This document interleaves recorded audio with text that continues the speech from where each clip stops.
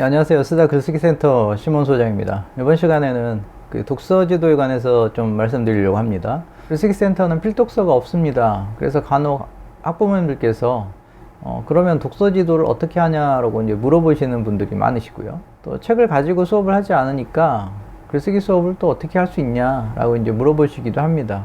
그래서 이번 시간에는 짧게 학생들의 실제 지도받는 과정들을 보여드리면서 독서 교육 어떻게 하고 있는지 또 어떻게 해야 되는지 말씀드리도록 하겠습니다. 수업 시간에 어떤 책에 관한 이야기들이 나올 때가 있는데요. 그럴 때면 이제 많은 학생들이 저도 그 책 읽었어요 라고 얘기합니다. 그래서 제가 이제 그 책을 읽었다고 그러면 읽었으면 나한테 내용을 한번 설명해 봐 라고 얘기하면은 이제 답을 못 하죠.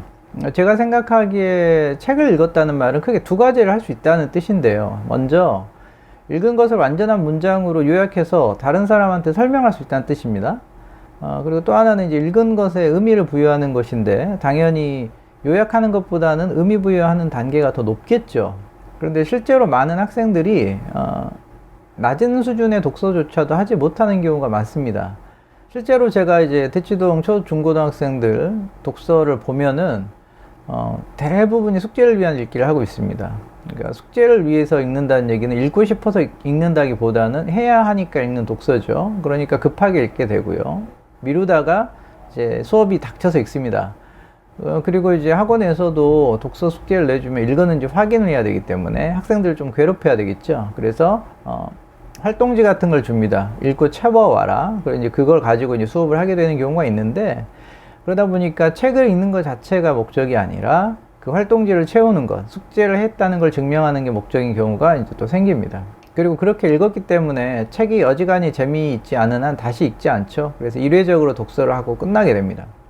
결국은 이제 수동적인 독서에서 벗어나서 좀 더 능동적으로 읽기 수준을 높이려면은 방법은 딱 하나밖에 없습니다. 읽기의 목적을 바꾸는 거죠. 읽기 위해서 읽는 것이 아니라 쓰기 위해서 읽는다, 전달하기 위해서 읽는다 라는 식으로 생각을 바꿔야 됩니다. 쓰기 위해서 읽을 때 천천히 읽게 되고요, 의미를 생각하면서 읽게 되고 반복해서 읽게 됩니다. 이런 경험들을 하면서 계속해서 읽기 능력을 업그레이드 시켜 나가야 나중에 자기 혼자 힘으로 책을 읽고 또 공부할 수 있는 힘도 생기는 거죠. 자, 그럼 실제로 학생의 글을 어떻게 지도하고 있는지를 보시면서 이 과정을 한번 좀 자세히 설명드리도록 하겠습니다. 지금 보시는 페이지는 학생들이 자기가 읽은 독서를 바탕으로 감상문 피드백을 받는 곳입니다. 아몬드라는 책인데요. 이 학생의 경우에 2023년 8월에 시작했고요. 이 책에 대한 피드백이 언제 끝나냐면요, 이따 보시겠지만 11월에 끝납니다. 그러니까 이 학생은 3달 동안 같은 책을 잡고 글쓰기를 한 거죠.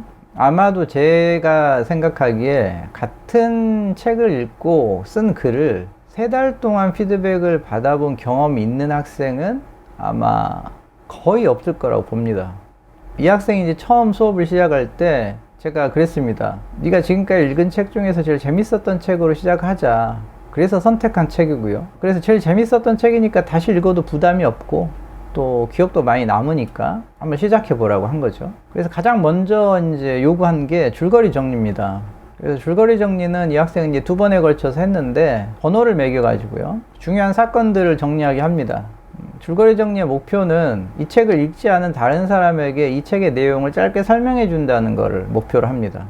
제가 읽어봤을 때 말이 되면 통과고요, 제가 이 책을 읽지 않은 독자라 가정하고 읽었을 때 어느 정도 이해가 되는지를 가지고 판단을 합니다.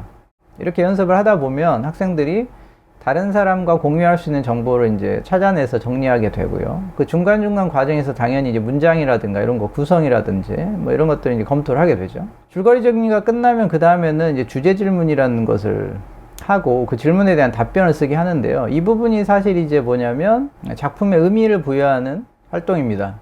즉, 이 작품은 어떤 주제를 다루고 있는지 생각해 보고요, 그 주제에 관해서 작가가 하고 싶은 말이 무엇인지, 작품에 어디에서 그런 주제가 드러나고 있는지, 작가가 하고 싶은 말 관련해서 이미 자기가 알고 있는 것 혹은 기록해 놓은 것들이 있는지, 그다음에 작가가 하고 싶은 말과 자기의 삶이 어떻게 관련이 돼 있는지, 이런 식으로 작품 자체에 대한 이해에서부터 시작해서 점점 주변으로 확장되어 가는 과정을 생각하게 합니다. 이 과정은 쉽지는 않고요.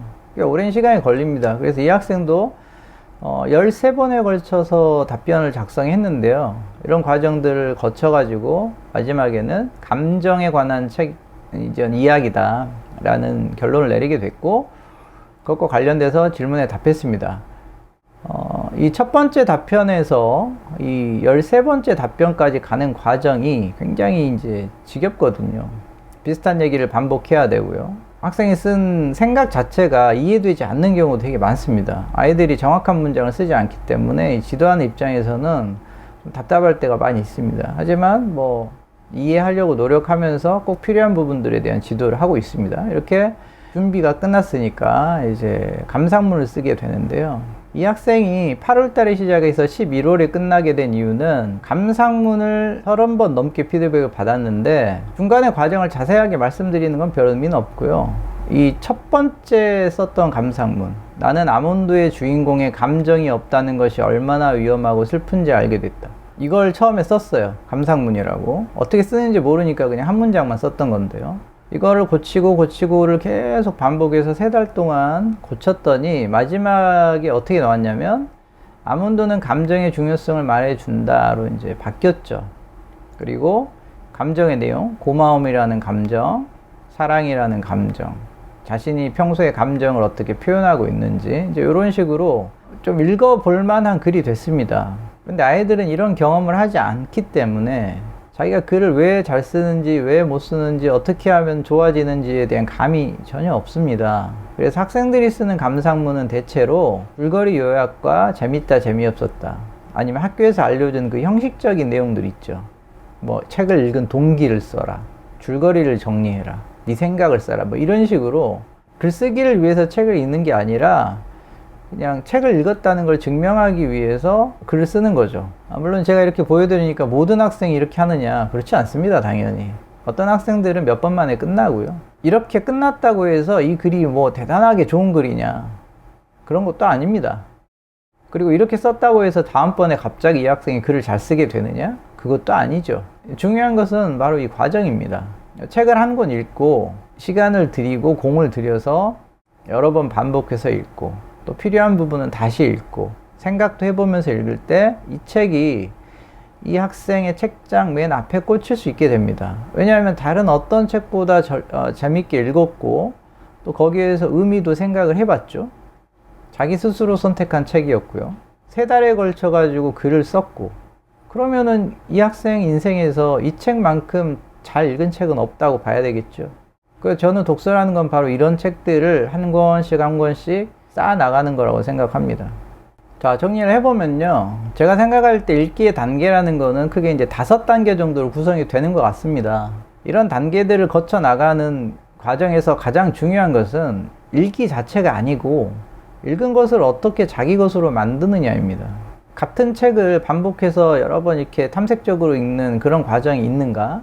결국은 독서 실력을 키우는 가장 좋은 방법은 쓰기 위해서 읽는다, 자기가 읽은 것을 자기화해서 그것과 관련돼서 체계적으로 정리하는 습관을 만든다. 그 과정에서 생각하는 연습도 하게 되고요. 책을 읽는 방법도 배우게 되죠. 그렇게 한 권씩 차곡차곡 쌓아 나가다 보면 어느새 읽기 능력도 좋아지게 됩니다. 그러기 위해서는 이제 학생 수준에 맞는 독서가 매우 중요하고요. 요새 아이들은 할 게 너무 많기 때문에 두꺼운 책보다는 얇은 단편 중심으로 읽는 게 좋습니다. 그런 작품들을 그냥 읽어본다는 차원에서 끝나는 게 아니라 한 편씩 정리하고 줄거리도 생각해보고 주제도 스스로 생각해보면서 글을 차곡차곡 쌓아 나가는 거죠. 중학교 졸업할 때까지 그런 식으로 독서하는 경험, 단편소설들을 중심으로 독서하는 경험만 해도 문학과 관련해서는 굉장히 많은 소양을 쌓을 수가 있거든요. 뭐 그러다 보면은 당연히 이제 학교 공부에도 도움이 될 것이고요. 문학 작품을 읽는 능력도 좋아지겠죠. 그래서 혹시 지금 현재 자녀의 읽기를 좀 걱정하고 계시는 분들이라면 읽는 글의 수준을 낮추고 분량을 줄이더라도 아이가 실제로 뭔가를 자기 스스로 정리하고 생각할 수 있는 기회를 충분히 가지면서 독서를 하게 만들어 주시는 게 좋습니다. 자, 그럼 저는 또 다음 영상에서 뵙도록 하겠습니다. 감사합니다.